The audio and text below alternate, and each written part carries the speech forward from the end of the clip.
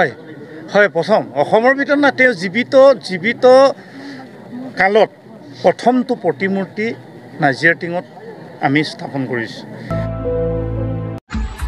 অসমীয়াৰ প্ৰাণৰ শিল্পী হিয়াৰ আমঠু জুবিন গাৰ্গ আমাৰ পৰা চিৰ বিদায় লৈ স্বৰ্গগামী হ'ল। জুবিনক লৈ সকলো শোকস্তব্ধ। তাৰ সমান্তৰালকৈ জুবিনৰ স্মৃতিত বিভিন্নজনে বিভিন্ন কাম কৰাৰ পৰিকল্পনা কৰিছে।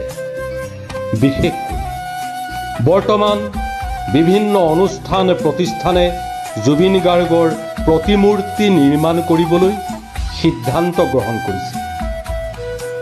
কিন্তু আপোনালোকে জানেনে, জুবিন গাৰ্গ জীৱিত অৱস্থাতে ডিগবৈত শিল্পীজনৰ প্ৰতিমূৰ্তি নিৰ্মাণ কৰা হৈছিল, যিটো প্ৰতিমূৰ্তি শিল্পী জুবিন গাৰ্গে নিজেই উন্মোচন কৰিছিল। ডিগবৈ নাজিৰাটিঙৰ ডিব্ৰু নৈৰ পাৰত মনোৰম প্ৰাকৃতিক পৰিৱেশৰ মাজত স্থাপন কৰা প্ৰতিমূৰ্তিটো উন্মোচন কৰি অভিভূত হৈ পৰিছিল জুবিন গাৰ্গ। প্ৰতিমূৰ্তি আচলতে যিজনে বনায় তেওঁ নিজেও সন্তুষ্ট নহয়। কথাটো সেইটো মানে, গতিকে মই এজন আৰ্টিষ্ট, ক'ৰবাত অকণমান খুঁত থাকিব, একো নাই, কিন্তু ভাল এটা প্ৰচেষ্টা, ভাল বনাইছে। আৰু জুবিনে ইয়াৰ প্ৰথম থাকে আপোনাৰ দিগন্তক বিশেষকৈ দিগন্ত শিক্ষক লাগি আছে প্ৰতিমূৰ্তি ইয়াৰ প্ৰথম থাকে, প্ৰথম উপহাৰ আপোনাৰ এনেকুৱা প্ৰথম সৰু বনাই দিছে। মোক ঘৰত আছে ইমান ডাঙৰ এনেকৈ লাইফ চাইজ স্কাল্পচাৰ বনাই দিলে। থেংক ইউ ভেৰি মাছ। তাৰিখ আছিল 2023 চনৰ 2 জানুৱাৰী। 2023 চনৰ সেই যে প্ৰভাতী বেলাতে প্ৰতিমূৰ্তি উন্মোচন কৰি জুবিন গাৰ্গে প্ৰায় 2 ঘণ্টা গীত পৰিৱেশন কৰিছিল। হাজাৰ হাজাৰ লোকক উৎফুল্লিত কৰি তুলিছিল। সেয়া আছিল জুবিনৰ ডিগবৈবাসীৰ প্ৰতি মৰম আৰু ডিগবৈবাসীৰ জুবিনৰ প্ৰতি শ্ৰদ্ধা, ভক্তি, মৰম, চেনেহ। প্ৰতিমূৰ্তিটো স্থাপন কৰিছিল ডিগবৈৰ বিধায়ক জুবিন গাৰ্গৰ অন্যতম বন্ধু সুৰেন ফুকনে। জীৱিত কালতেই মহান শিল্পীজনাক এই সন্মান প্ৰদান কৰি নিজকে ধন্য মানিছে বিধায়ক সুৰেন ফুকনে।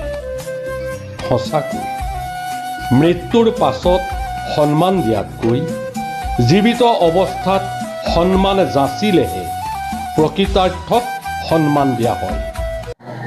যাৰ গানেৰে আমাক মানুহক ভাল পাবলৈ শিকাইছিলে, যাৰ গান শুনি মানুহ জীয়াই থাকিবলৈ শিকিছিলে, প্ৰাণৰো প্ৰাণ আমাৰ জুবিন গাৰ্গ। আমি ভাবিবই নোৱাৰোঁ যে আমাৰ মাজৰ পৰা গুচি গ'ল। প্ৰতিটো জাতি জনগোষ্ঠী, প্ৰতিটো ধৰ্মীয় লোকে ভাল পোৱা এজনে গায়ক আছিল, সেইজনে জুবিন গাৰ্গ। আৰু মোৰ খুবেই ক্ল'জ বন্ধু আছিল। প্ৰায় 16-17 বছৰৰ পৰা একেবাৰে অন্তৰংগ। আৰু ডিগবৈ আহিলেও লগ কৰিছিলোঁ, এই অঞ্চলত আহিলেও প্ৰায় একেলগে আছিলোঁ।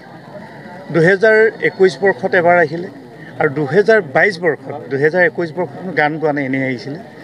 2022 বৰ্ষত প্ৰথম এই অৰণ্যৰ কাষত নাজিৰাটিং তামুলী পৰ্যটনস্থলীত লক্ষাধিক লোকৰ সমাৱেশত ইয়াত গান গাইছিল।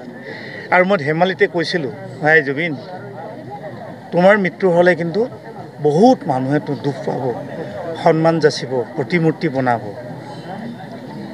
তেওঁ ধেমালি সৈতে এটা কথা কৈছিল, সেই বন্ধু, মৰাৰ পাছত যিমান এৱাৰ্ড দিয়ক, নোবেল বঁটা দিয়ক, প্ৰতিমূৰ্তি বনাওক, কোনেও নেচায়। কাৰণ মই নিজে নেদেখোঁ যেতিয়া কি লাভ আছে। তেতিয়া মই তৎক্ষণাত কৈছিলোঁ যে এটা কাম কৰোঁ, তুমিতো 2023ত তোমাৰ প্ৰতিমূৰ্তি এটা বনাওঁ, তুমি আকৌ আহিব লাগিব। ক'লে বনোৱা। ঠিক কথামতেই কাম মই ব্যক্তিগতভাৱে উদ্যোগ লৈছিলোঁ আৰু মোৰ সহযোগ কৰিছিলে পৰ্যটনস্থলীৰ যিসকল আমাৰ কাৰ্যকৰ্তা বন্ধু বান্ধৱসকলে। আৰু প্ৰায় 3 মাহ 4 মাহ ধৰি ৰাত দিন একাকাৰ কৰি তেওঁৰ প্ৰতিমূৰ্তিটো প্ৰথম তেওঁৰ জীৱিত কালৰ প্ৰতিমূৰ্তি আমি ইয়াত স্থাপন কৰিছিলোঁ নাজিৰাটিং পৰ্যটনস্থলীত আৰু তেওঁ নিজে আহি 2 জানুৱাৰী 2023 বৰ্ষত মুকলি কৰিছিল আৰু সেই বৰ্ষৰে 3 জানুৱাৰীত মাননীয় মুখ্যমন্ত্ৰী ডক্টৰ হিমন্ত বিশ্ব ডাঙৰীয়া আহিছিল আৰু তেওঁ আহি মুখ্যমন্ত্ৰী ডাঙৰীয়া চাইছিলে মুখ্যমন্ত্ৰী ডাঙৰীয়া কৈছে খুব ভাল হ'ল আৰু সেইটো সময়ত আটাইতকৈ ভাল সেই বৰ্ষটো 2023 বৰ্ষৰ আটাইতকৈ ভাল ফাংচনখন কিন্তু তেওঁ ইয়াত গাইছিলে আমাৰ বহু গান গালে আৰু বহুত ভাল প্ৰথম বুলি কয় এইটো হয় হয় প্ৰথম অসমৰ ভিতৰত না তেওঁ জীৱিত কালত প্ৰথমটো প্ৰতিমূৰ্তি নাজিৰাটিঙত আমি স্থাপন কৰিছোঁ এগৰাকী বন্ধুৰ প্ৰতি এগৰাকী অভিন্ন বন্ধুৱে দিবলগীয়া যি সন্মান সেই সন্মান জুবিন গাৰ্গক প্ৰদান কৰি